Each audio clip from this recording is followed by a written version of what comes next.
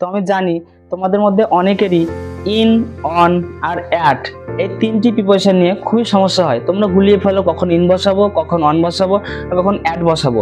তো আজকের ক্লাসে তোমাদের আমি এই তিনটি প্রিপোজিশন এমনভাবে শিখিয়ে দেবো যে তোমাদের এই প্রিপোজিশন তিনটি রক্তের সাথে মিশে যাবে। তো ক্লাসটি অবশ্যই শেষ পর্যন্ত দেখো যাতে তোমাদের বুঝতে কোনো অসুবিধা না হয়। তো প্রথমে ইন আমরা কখন বসাবো? যখন আমাদের কোনো দীর্ঘ সময় বোঝাবে, কোনো বড় জায়গা অথবা লোকেশন বোঝাবে, হয়তো কোনো বছর হতে পারে অথবা কোনো মাস। এই চারটে জিনিসের আগে কিন্তু আমাদের ইন বসবে। তারপর দেখো আছে অন কখন বসে? যখন কোনো নির্দিষ্ট দিন বোঝায় অথবা কোনো ডেট, স্পেসিফিক ডেট অথবা দিনের আগে আমাদের অন বসবে। তারপরে দেখো আছে অ্যাট কখন বসে? এক্সাক্ট টাইম অথবা লোকেশন, এই দুটোর আগে কিন্তু আমাদের অ্যাট বসবে। অথবা কোনো ছোট জায়গা হতে পারে অথবা কোনো নির্দিষ্ট জায়গা আগে কিন্তু আমাদের অ্যাট বসবে। তো প্রথমে দেখো আছে ড্যাশ এইটেম, এটা কি বোঝাচ্ছে? দেখো একটা সময় বোঝাচ্ছে, কিন্তু এটা একটা কি, দেখো নির্দিষ্ট একটা সময় বোঝাচ্ছে। তাহলে আমরা কি জানি? নির্দিষ্ট সময় হলে আমরা কি বলেছি না, তো অ্যাট বসে। তাহলে আমরা এখানে কি বোঝাচ্ছে? এটা টাইম বোঝাচ্ছে, একটা স্পেসিফিক টাইম। তাহলে আমরা এখানে বসিয়ে দেবো কি না, তো আমাদের অ্যাট। তারপর দেখো ড্যাশ সামার, এটা কি? সামার মানে গ্রীষ্মকাল। তাহলে গ্রীষ্মকাল একটা নির্দিষ্ট সময় কিন্তু নয়, এটা একটা দীর্ঘ সময় ধরে হয় গ্রীষ্মকাল। তাহলে এটা আমাদের কি হয়ে যাবে? এটা যদিও টাইম বোঝাচ্ছে একটা সময়, কিন্তু এটা কি একটা দীর্ঘ সময় বোঝাচ্ছে। তার জন্য আমরা এখানে কি বসাবো না, তো আমাদের ইন বসাবো। তাহলে আমাদের কি হবে এখানে? In summer. তারপর দেখো ড্যাশ 2025, এটা একটা কি, একটা সাল বোঝাচ্ছে। তাহলে আমি বলেছি যে সালের আগে কি বসে? সালের আগে ইন। তাহলে এখানে আমরা বসিয়ে দেবো ইন। তারপর দেখো আছে মনডে, সোমবার, একটা নির্দিষ্ট দিন। তাহলে নির্দিষ্ট দিন হলে কি হবে? অন বসে যাবে। এটা কি বোঝাচ্ছে? এটা একটা ডে বোঝাচ্ছে। তাহলে এখানে আমরা কি বসিয়ে দেবো? On Monday.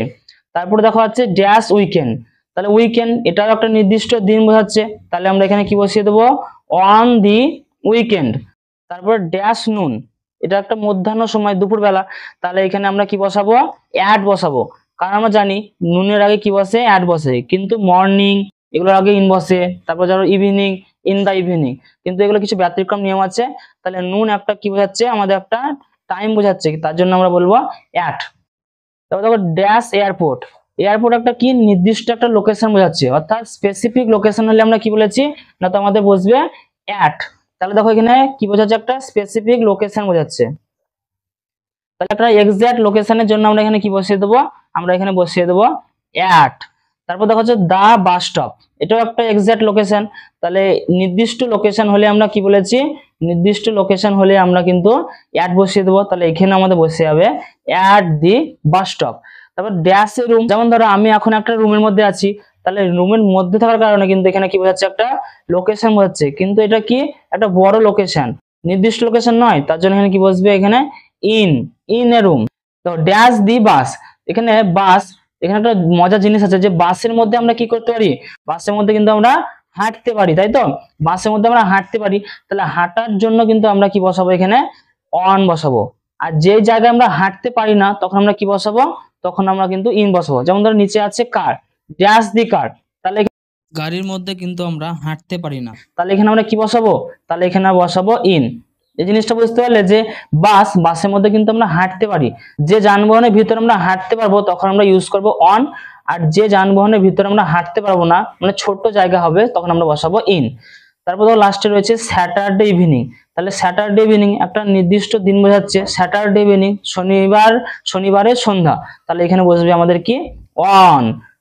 ইন বসবে কখন? বিগার টাইম অথবা প্লেস, অন স্পেসিফিক ডেজ অথবা সারফেসেস। অর্থাৎ কোনো কিছুর উপর, ধরো আমার খাতার উপর পেনটা আছে, the pen is on my exercise book. তো এরকম আরো ইংরেজির মজার মজার টিপস পেতে হলে আমাকে অবশ্যই ফলো করবে ও ভিডিওটা লাইক করতে ভুলবে না।